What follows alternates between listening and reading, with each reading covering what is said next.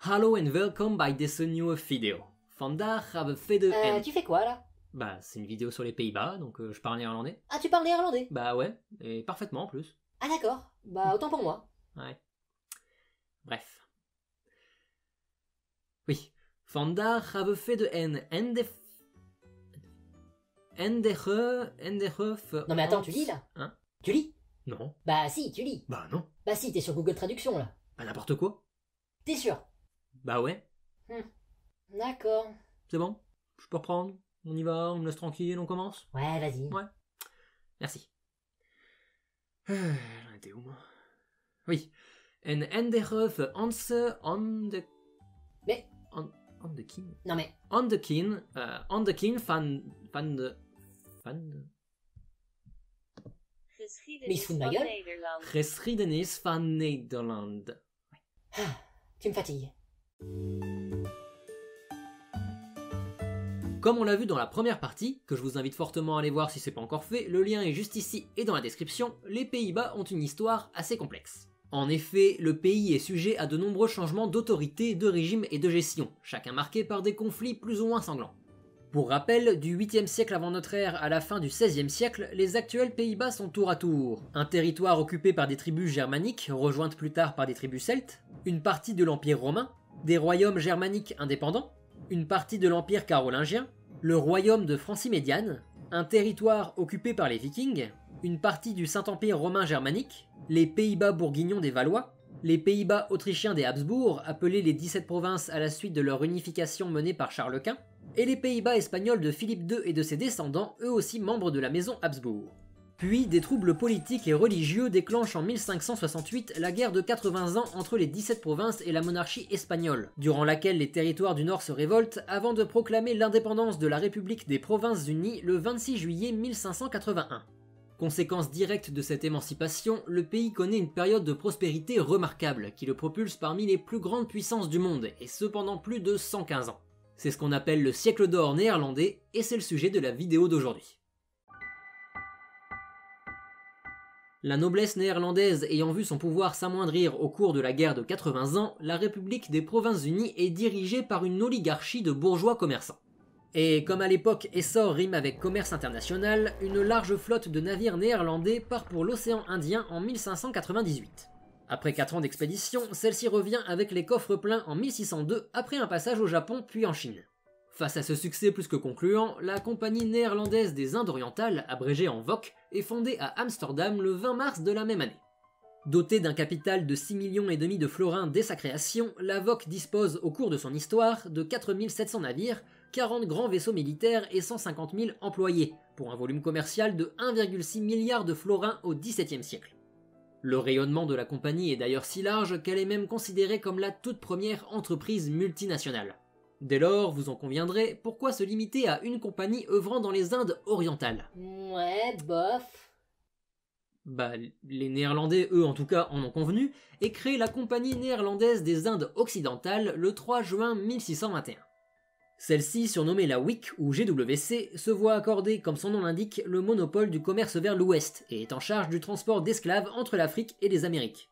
Dès lors, surfant sur le succès détonnant de leurs deux compagnies de commerce, les Provinces-Unies attirent de très nombreux travailleurs en provenance de toute l'Europe.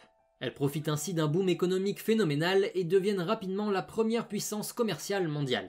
Qui plus est, mettant l'accent sur la tolérance religieuse et la liberté individuelle, le pays prospère également dans les domaines intellectuels et culturels.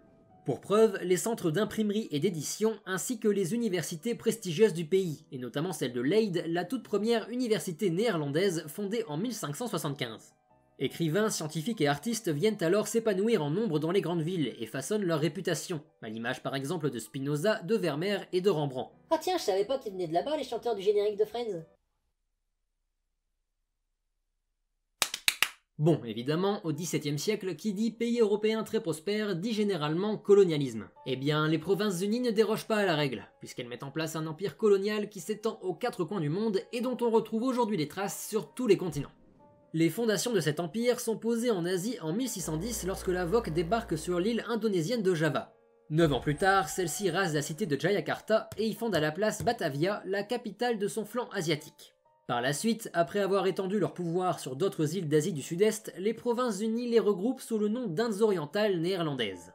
En Océanie, dans les années 1640, les Bataves menés par Abel Tasman sont les premiers Européens à poser le pied sur le sol des deux grands pays du continent, qu'ils nomment Nouvelle-Zélande et Nouvelle-Hollande. L'île de Tasmanie, l'un des États australiens, tient d'ailleurs son nom d'Abel Tasman lui-même. En ce qui concerne le continent africain, la Vogue s'installe sur la péninsule du Cap de Bonne-Espérance en 1652. Là, elle fonde la colonie du Cap afin de bénéficier d'un point de réapprovisionnement sur la route entre les Provinces-Unies et Batavia. C'est ce site qui verra émerger la communauté des Afrikaners, descendants des premiers colons et qui donne naissance à l'Afrikaans, un dérivé du néerlandais qui est aujourd'hui la troisième langue la plus parlée en Afrique du Sud. Enfin, à l'ouest, avant de faire de l'île de Curaçao le plus grand marché d'esclaves du Nouveau Monde, la flotte néerlandaise accoste en Amérique du Nord en 1609. En 1625, souhaitant protéger l'embouchure du fleuve Hudson, la Wick fortifie un camp sur l'île de Manhattan, qu'elle baptise la Nouvelle-Amsterdam. Après quelques années de conflits, la ville, dans laquelle de nombreux esclaves africains ont été importés, est conquise en 1664 par les Anglais qui la renomment New York. Aujourd'hui, le passé néerlandais de la Big Apple se retrouve notamment avec le quartier d'Haarlem, en référence à la ville éponyme des Pays-Bas, le parc de Flushing Meadows, qui tire son nom de la ville de Vlissingen, mais également avec Wall Street, dont l'appellation provient possiblement du mur que les Néerlandais y ont construit au XVIIe siècle afin de se protéger des Amérindiens et des Britanniques. Finalement, et comme il serait bien trop long de parler de l'intégralité de l'empire colonial néerlandais, on peut illustrer son étendue en regroupant les comptoirs commerciaux et les colonies des deux compagnies des Indes sur une même carte. Ah ouais quand même, ils ont pas chômé. Ah, c'est sûr que c'est vite lucratif, hein, avec du travail forcé et d'autres pratiques, ma foi... discutables. Néanmoins, à partir de 1672, tout bascule. Cette année-là, je ne chantais pas pour la première fois, mais la troisième guerre anglo-néerlandaise est déclarée, tandis que Louis XIV lance l'invasion des Provinces-Unies, déclenchant la guerre de Hollande. C'est moins joyeux, hein. Malgré une victoire sur les Anglais en 1674, les Néerlandais s'inclinent face à la France et ses alliés en 1678. Dès lors, signant la paix de Nimègue, les Provinces-Unies cèdent leur colonie de Tobago à la France, qui, récupérant également des colonies espagnoles et britanniques, ainsi que la Franche-Comté et de nombreuses places fortes flamandes, renforce et assoit sa domination sur l'Europe. Puis, dans les années 1680, secouées par la concurrence anglaise, les compagnies des Indes néerlandaises doivent faire face à un lourd endettement, combiné à une épidémie de peste bovine et à d'importants dégâts matériels causés à leur flotte par un mollusque ramené des Caraïbes. C'est con. Vous l'aurez compris, la situation ne va pas s'arranger au cours des années qui suivent. Pire encore, elle devient de plus en plus critique et le siècle d'or néerlandais prend fin de manière concrète et symbolique en 1702 sur une énième infortune avec le décès du stadtholder général Guillaume III, victime d'une chute de cheval. J'ai toujours su que c'était dangereux l'équitation. Ainsi, au cours du XVIIIe siècle, le pays est forcé d'abandonner une bonne partie de ses colonies, avant que l'empire colonial néerlandais ne disparaisse définitivement avec l'indépendance des Indes orientales et de la Guyane néerlandaise, devenant respectivement et officiellement l'Indonésie en 1945 et le Suriname 30 ans plus tard. Les Provinces-Unies ne se remettront finalement jamais de cette période difficile. En effet, à partir de 1780, le mouvement des Patrioten, inspiré des Lumières françaises, déclenche la révolution batave contre le stadtholder Guillaume V.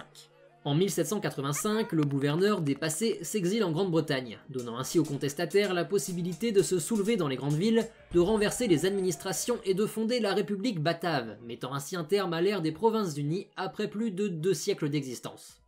Par la suite, après une conversion en Royaume de Hollande, en département français puis en Royaume-Uni des Pays-Bas, qui voit la Belgique prendre son indépendance en 1830 ainsi que le Luxembourg 9 ans plus tard, le Royaume des Pays-Bas tel que nous le connaissons aujourd'hui est créé le 19 avril 1839. Désormais constitué de 12 provinces, les Pays-Bas sont gouvernés depuis 2013 par le roi Willem-Alexander selon le principe de monarchie constitutionnelle. À ce territoire métropolitain s'ajoutent les îles antillaises de Bonaire, de Saint-Eustache et de Saba, considérées comme des communes à statut particulier, ainsi que les États autonomes d'Aruba, de Curaçao et de Sainte-Martine, derniers témoins d'un passé aussi prospère que controversé. Et c'est ainsi que va se terminer ce 2e épisode de notre découverte des Pays-Bas. J'espère qu'il vous a plu, qu'il vous a intéressé et qu'il vous a donné envie de voir la suite. Si c'est le cas, comme d'habitude, faites-le moi savoir en laissant un like, un commentaire, en partageant la vidéo à vos amis et en vous abonnant à la chaîne si c'est pas encore fait. C'est hyper important et moi ça m'aide énormément.